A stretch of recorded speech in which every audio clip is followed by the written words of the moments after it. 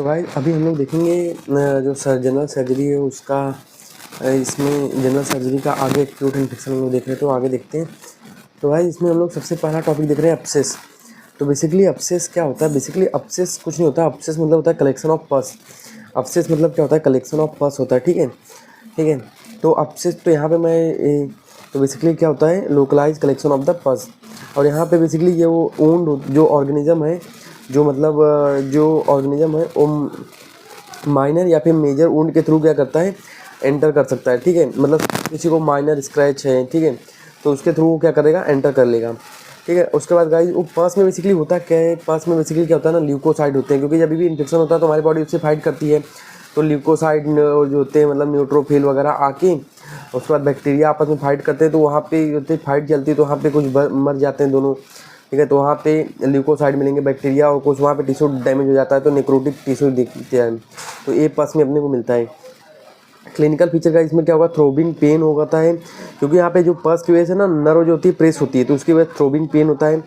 और एरिया वहाँ पे रेड होता है, स्वेलिंग होती है, और टेम्परेचर वहाँ पे क्या होता है? राइज हो जाता है, वहाँ पे पस कलेक्शन दिखता है। ठीक है, तो ये एब्सेस हो गया।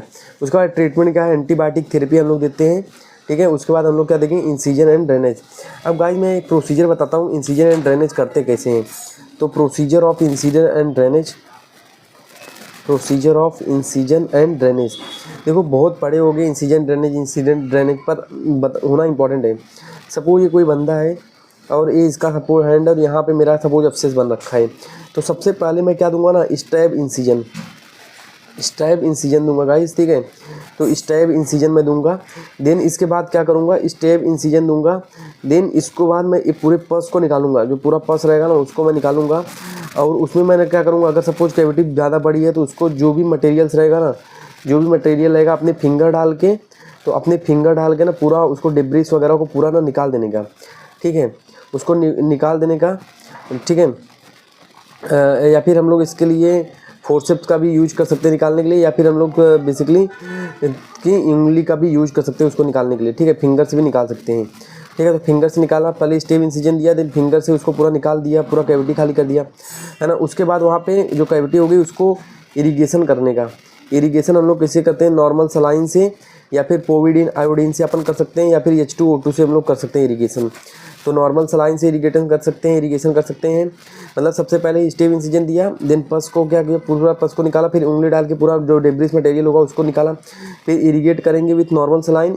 बेस्ट यही होता है, या फिर हम लोग पोविडीन आयोडीन या फिर H2O2 यूज कर सकते हैं। देन गाइज ये किया। और अगर गाइज इसमें बात, अगर कैविटी बड़ी है तो कैविटी बड़ी है तो हम लोग क्या करेंगे? पैकेजिंग कर देंगे।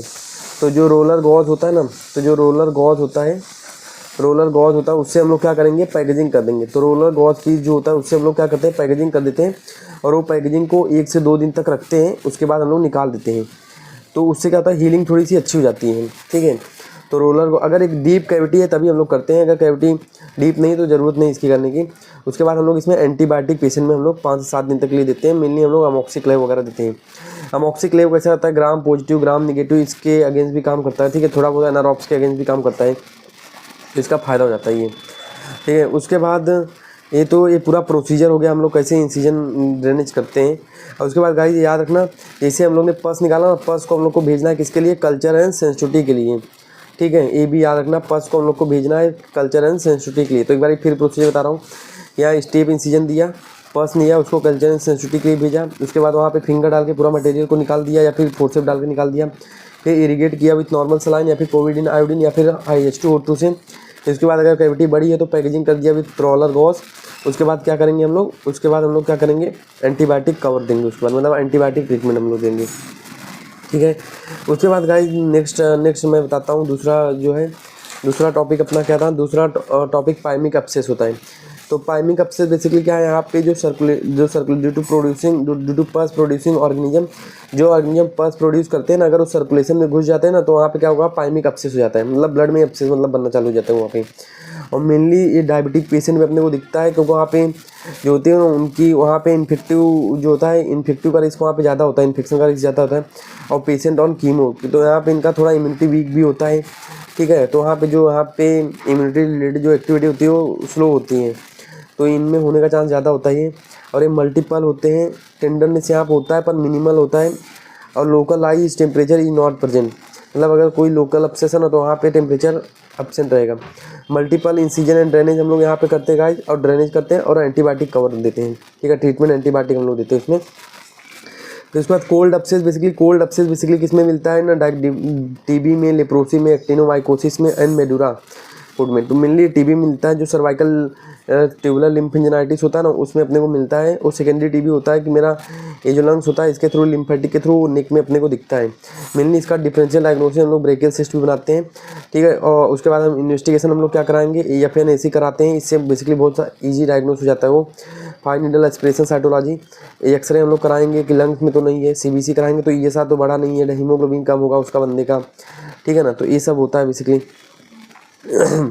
उसके बाद गाइस क्या होता है, उसके बाद स्पूटम जीन एक्सपोर्ट हम लोग कराते हैं, ठीक है। उसके बाद हम लोग AF भी कराते हैं स्पूटम का, ठीक है। तो ये सब भी हम लोग टेस्ट कराते हैं।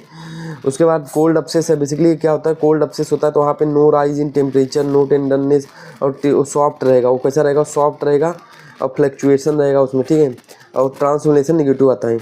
उसके बाद यहाँ पे ट्रीटमेंट गाइस हम लोग यहाँ पे करते हैं non dependent aspiration using wide bore cannula. तो यहाँ पे एस्पिरेशन के लिए वाइड बोर कैनुला यूज करते हैं ताकि साइनस जो साइनस ना हो जाए, ठीक है। साइनस को प्रिवेंट करने के लिए वाइड बोर कैनुला का यूज करते हैं। उसके बाद हम लोग ATT इसमें भी हम लोग देते हैं, अगर TB डायग्नोस हो गया तो एंटी ट्यूबरकुलर थेरेपी, ठीक है। उसके बाद नेक्स्ट टॉपिक मैं बताता हूँ नेक्रोटाइजिंग फेसियाटिस। इसमें बेसिकली क्या होता है ना, यहाँ पे बेसिकली क्या होता है, बहुत ही जो है इसमें 2 ग्रुप होता है, एक मोनोमाइक्रोबियल होता है, एक पॉलीमाइक्रोबियल होता है। मोनोमाइक्रोबियल को बोलते हैं टाइप 2 नेक्रोटाइजिंग फेसियाटिस, पॉलीमाइक्रोबियल को बोलते हैं टाइप 1 नेक्रोटाइजिंग फेसियाटिस। तो पॉलीमाइक्रोबियल किससे होता है, बेसिकली इसमें मल्टीपल ऑर्गेनिज्म इन्वॉल्व होते हैं, जैसे एनारॉब्स हो गया, स्ट्रेप्टोकोकाई हो गया, कोलीफॉर्म हो गया, है ना। मोनोमाइक्रोबियल में क्या होता है, ग्रुप A हीमोलाइटिक स्ट्रेप्टोकोकाई होता है। तो ये क्या करता है, टाइप 2 नेक्रोटाइजिंग फेसियाटिस कराता है।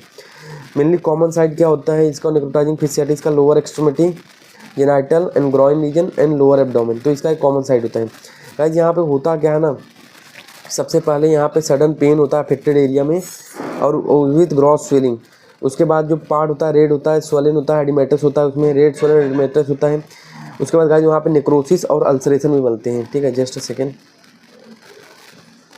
तो नेक्रोसिस और अल्सरेशन भी अपने को मिलते हैं वहाँ पे। तो रेड होगा, स्वोलन होगा, पेन होता है वहाँ पे। उसके बाद नेक्रोसिस और अल्सरेशन वगैरह भी अपने को मिलते हैं, मतलब डिस्ट्रक्टिव टाइप का, बहुत ही पूरी स्किन और डीप फेसिया मसल वगैरह को ना पूरा डैमेज कर देता है, पूरा स्किन वहाँ से निकल जाती है, चमड़ी निकल जाती है, ठीक है। और नेक्रोसिस भी होता है, अल्सरेशन भी होता है वहाँ पे, ठीक है।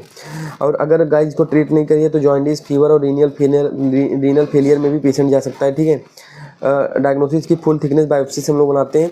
ट्रीटमेंट यही हाइड्रेशन देते हैं पेशेंट को, वेंकोमाइसिन एंड कार्बापिन देते हैं, ब्रॉड स्पेक्ट्रम एंटीबायोटिक देते हैं ताकि ज़्यादा ज़्यादा माइक्रो ऑर्गेनिज्म को कवर करें, gram positive, gram negative bacilli, anaerobes, उसके बाद स्यूडोमोनास, इसको कवर करिए।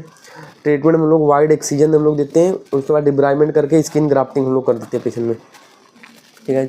उसके बाद लिम्फेंजाइटिस गाइस क्या होता है, बेसिकली ये बैक्टीरियल इन्फेक्शन से मिलनी होता है, ये स्ट्रेप्टोकोकाई, स्टेफाइलोकोकाई से बेसिकली होता है ज़्यादातर, ठीक है। और उसके बाद यहाँ पे रेड पेनफुल स्ट्रिक दिखता है जो अफेक्ट, सपोज मेरा ए वाला लिम्फ अफेक्ट है ना, ए वाला लिम्फेटिक अफेक्ट है, तो यहाँ पे इसे रेड लाइन दिखेगी, रेड लाइन दिखती है जो कि बहुत ही पेनफुल होती है। तो डिपेंड वो बताती है लिम्फेंजाइटिस को, बैक्टीरियल लिम्फेंजाइटिस को बताती हूँ। यहाँ पे हाई ग्रेड फीवर होगा, चिल्स होगा एंड राइगर होता है पेशेंट में। तो चिल्स एंड राइगर होगा और हाई ग्रेड फीवर होता है पेशेंट में। और अगर वो लिम्फ नोड को इन्वॉल्व कर देता है ना, तो अगर tender painful lymph node in groin area character lower lymphangitis, मतलब अगर लोअर लिम्फ में लिम्फेंजाइटिस है ना, तो वहाँ पे जो ग्रॉइन रीजन में लिम्फ नोड का भी इन्लार्जमेंट भी हो सकता है, ठीक है। उसके बाद गाइस यहाँ पे ट्रीटमेंट हम लोग लेग इलवेट करते हैं, पेशेंट को रेस्ट कराते हैं, MgSO4 के ड्रेसिंग करते हैं, एंटीबायोटिक हम लोग देते हैं, एंटी इन्फ्लेमेटरी ड्रग देते हैं और एंटी फ्लेरेसिस ड्रग देते हैं अगर हमको लग रहा है पैरासाइटिक इन्फेक्शन है तो, ठीक है। उसके बाद इन्वेस्टिगेशन में वही ब्लड कल्चर हम लोग इसमें करा के देख लेंगे, CBC करा के देख लेंगे, ठीक है। तो ये सब हम लोग इसमें करा के देखते हैं, USG भी करा के हम लोग देख सकते हैं लेग का।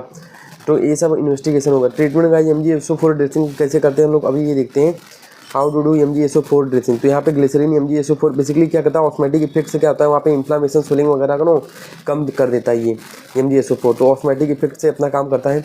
तो गाइस सबसे पहले हम लोग क्या करते हैं, सबसे पहले हम लोग ग्लिसरीन लेते हैं, सबसे पहले MgSO4 का क्रिस्टल लेते हैं। तो MgSO4 का हम लोग क्या करेंगे, क्रिस्टल लेते हैं, ठीक है। MgSO4 का जब क्रिस्टल लेने के बाद हम लोग क्या करते हैं, इसमें हम लोग ग्लिसरीन मिला देते हैं, ग्लिसरीन हम लोग जब मिला देते हैं, ठीक है, तो ग्लिसरीन मिला देते हैं, उसके बाद हम लोग इसको मिलाते हैं और 20 टू 25 मिनट के लिए इसे उसको रख देते हैं। 20 टू 25 मिनट के लिए उसको हम लोग ऐसे रख देते हैं।